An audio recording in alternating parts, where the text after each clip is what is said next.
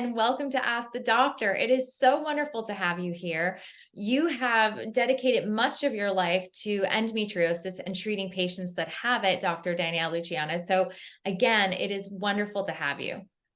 Well, thank you for having me. I'm excited to share my experience and hopefully give some hope to some people that are out there that are suffering.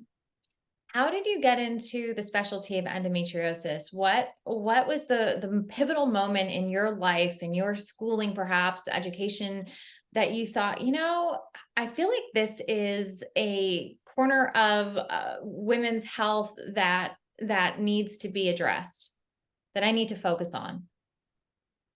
There were probably a couple of moments. I would say probably one of the ones that was the first moment for me was when I started my fellowship in minimally invasive GYN surgery.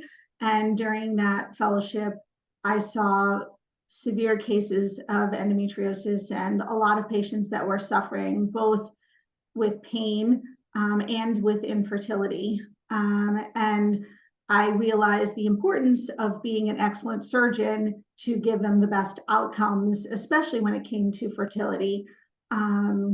And I just, that was like a moment where I was like, I need to do really well in this fellowship so that I can become a really good surgeon. And I did my fellowship. Actually, the program director for my fellowship was my father. And I grew up listening to him talk about his patients and then seeing his patients sometimes, in the grocery store or out somewhere at a fair, and them coming up to him and saying, you've changed my life. You took care of it. You finally listened to me and told me that the pain that I was having and the things that I was going through had a meaning. And even now, when I see some of my dad's patients, he has since retired, and some of them still come to see me, they'll tell me that he was the first one that understood them and the first one that made a difference in their life. And that's what I wanted to be. And I knew that I needed to learn from him and learn from the best surgeons and doctors out there so I could be like him. So that was probably the first moment. And then lately, I've been really involved in endometriosis research and awareness. And I think that came from just hearing over and over and over again that even still now, 16 years since I graduated from my fellowship, there are still women out there that don't realize that the pain that they're having with their periods, with intercourse, or every day is not normal, and that they deserve to be treated and that they deserve to see specialists. And, the fact that it's been 16 years and these patients are still out there made me even more motivated. And so that's how I became a part of the endometriosis working group in Connecticut, and why we're working so hard to increase awareness and research in endometriosis. What's a common thread for you with the endometriosis patient? I mean, pain is a very big indicator that something's wrong within the body. But for you, what is something that you were surprised to see, maybe as a pattern in some of your patients with endo? So I think the biggest surprise for me was the number of patients who would come to see me when they finally were interested in starting to get pregnant and had stopped their birth control pills, and their symptoms were coming back and their pain was coming back. And, I would ask them, well, when did you start having pains with your periods? And they would say 14, 15, 16, 17 years old. And they would tell me that they missed school and they missed parties and they were in college and they weren't, there would be days where they wouldn't go to classes or they wouldn't be able to go to events.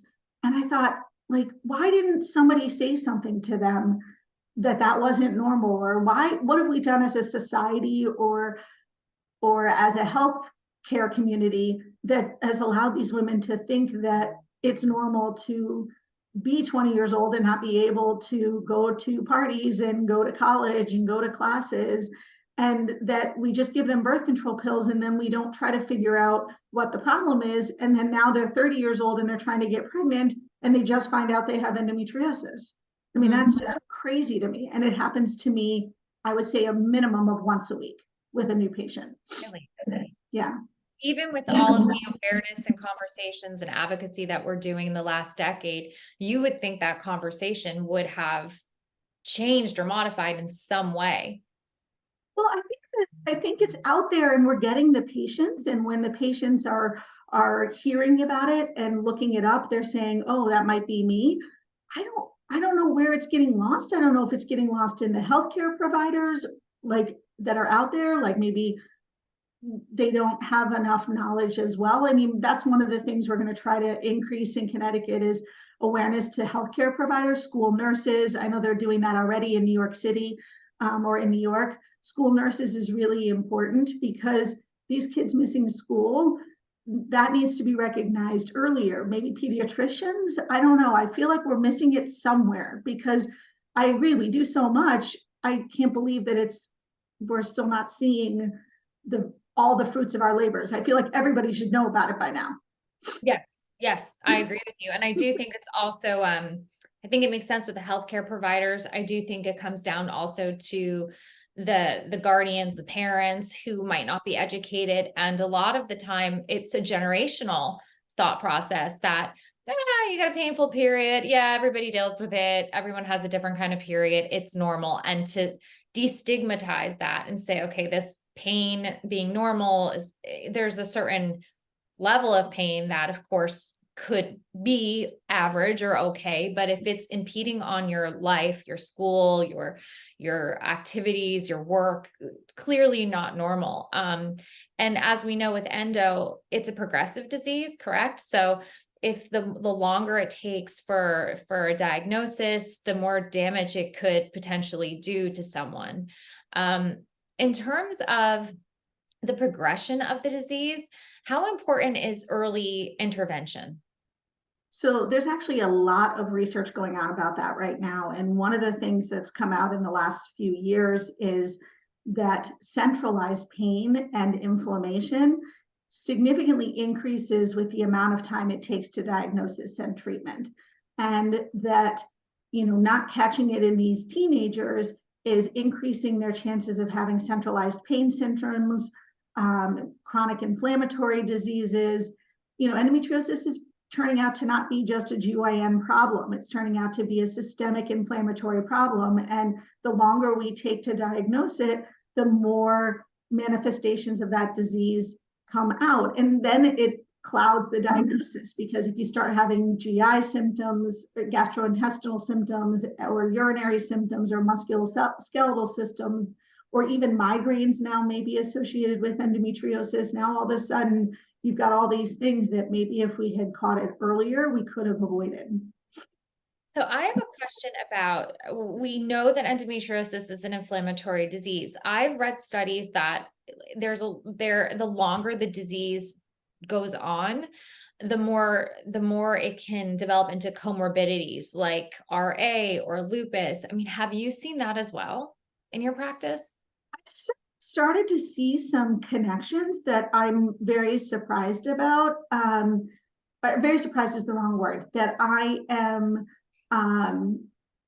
It's become intriguing to me. Like a ton of people with gluten sensitivities, a ton of people with, fibromyalgia, not necessarily lupus and rheumatoid arthritis, but I could see that progressing in that way. And the research is starting to show that is a strong immune connection to endometriosis, systemic immune connection to endometriosis. So autoimmune diseases, I mean, celiac disease is an autoimmune disease. So it's not, this may very well be a connection, especially if we prolong diagnosis. So in terms of, you are a surgeon and there's been a lot of different endo theories on how to treat it. Excision is considered the gold standard of treatment available these days. But I have endometriosis. I've had multiple excision surgeries. Sometimes it's more successful than others. What would you say to a patient? And again, you're not treating them, but let's say a patient has come in with more advanced endometriosis, has had an excision surgery, and they're still not getting relief. Surgery is not always the answer to go back again, correct? Because we keep hearing repeated surgeries, and I've been told by doctors that that is not the surefire answer, that we should be looking at endo, as you said, holistically. Absolutely. And that's more data is coming out on that as well, that perhaps the more surgeries we are doing is actually maybe even causing harm, but certainly may not be causing good necessarily.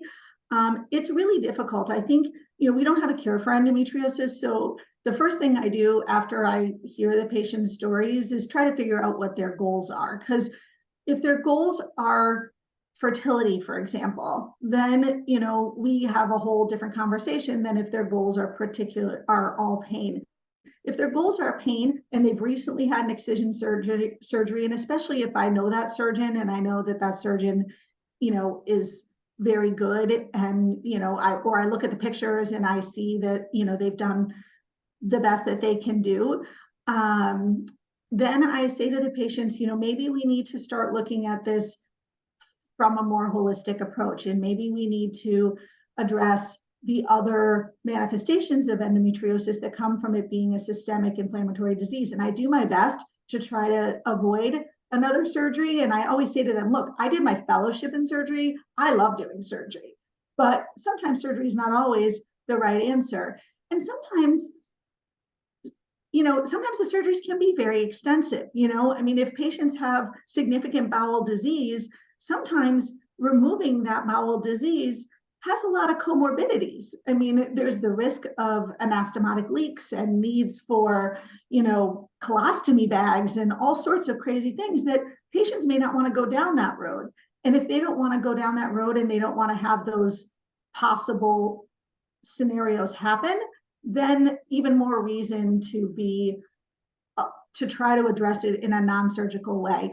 I really believe that the cure for endometriosis, when we find it someday, is not going to be a surgical cure. I think it's going to be some sort of targeted medical therapy that's going to target those lesions and target that inflammation so that these patients respond. Because it can't be surgery. I mean, we can go in, the best surgeons in the world can go in and remove the uterus, the ovaries, all the endometriosis that they see, and there's still a 5% chance of recurrence. So that tells you that that's not the cure. I mean, we know postmenopausal women with endometriosis. We know, so that's not the cure. The cure is going to someday be some sort of targeted therapy, I hope. Yeah, no, it makes it makes a lot of sense what you're saying, because it's almost like we know it's on a cellular level, and we know that the lesions are an inflammatory response to whatever is going on within the body.